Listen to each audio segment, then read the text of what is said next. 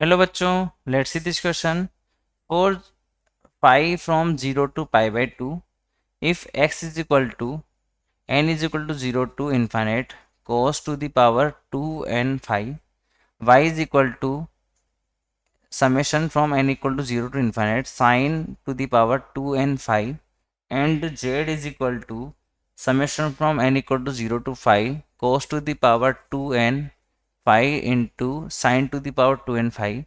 Then here option is xyz is equal to xz plus y. B option is xyz is equal to xy plus z. C option is xyz equal to x plus y plus z. D option is xyz is equal to yz plus x.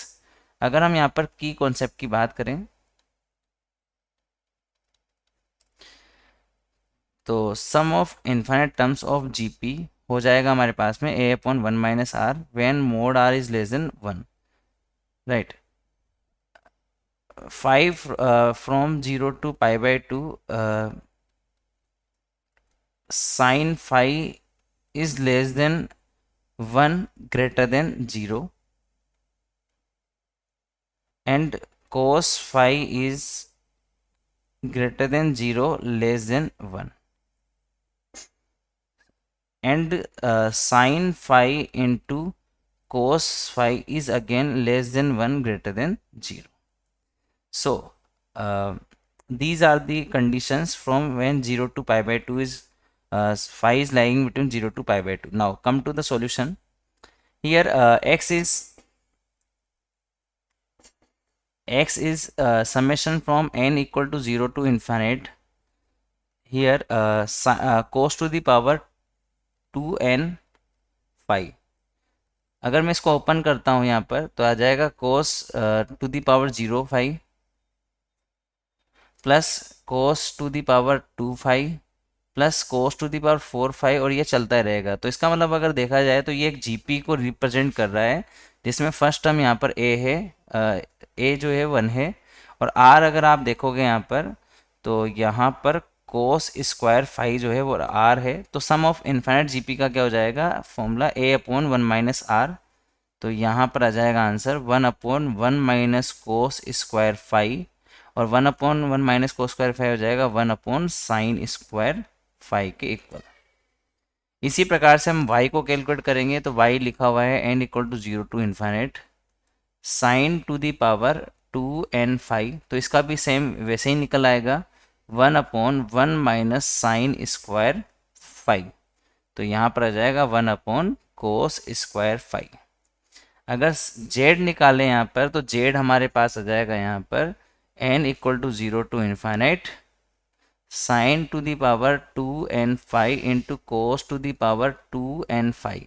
तो same वैसे ही यहाँ पर निकल के आएगा 1 upon 1 minus sine square phi into cos square phi. ये हमारे पास में फाइनली आंसर आ जाएंगे एक्स वाई जेड के. अब अगर मैं यहाँ पर ऑप्शन को देखूँ तो यहाँ पर चारों ऑप्शन में एक्स वाई जेड है, तो हम यहाँ पर x into y into z कर देते हैं. तो यहाँ से आ जाएगा 1 upon sine square phi into 1 upon cos square phi into 1 upon 1 minus sine square phi into cos square phi.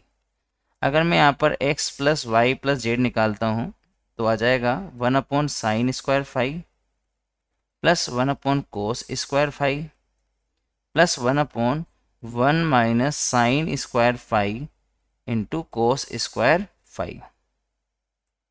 तो यहाँ से अगर एलसीएम लेते हैं तो आ जाएगा sine square phi into cos square phi into 1 minus sine square phi into cos square phi.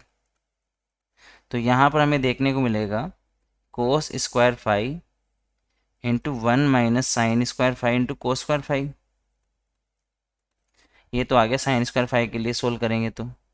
इसी प्रकार कोस स्क्वायर फाई के लिए सोल्व करेंगे तो आ जाएगा sine square phi into 1 minus sine square phi cos square phi plus इसी की 1 minus sine square phi cos square phi के लिए सोल्व करेंगे तो आ जाएगा sine square phi into cos square phi. अब यहाँ पर आप देख सकते हो 1 minus sine square phi into cos square phi जो है फर्स्ट एंड सेकंड टर्म में कॉमन है.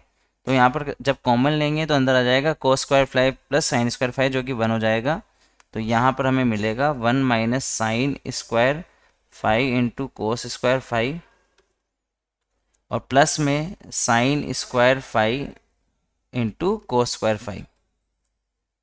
अब अगर यहाँ पर आप देखोगे तो हमारे पास में अपॉन में क्या लिखा हुआ है, sine square five into cos square five into 1 minus sine square five into cos square five.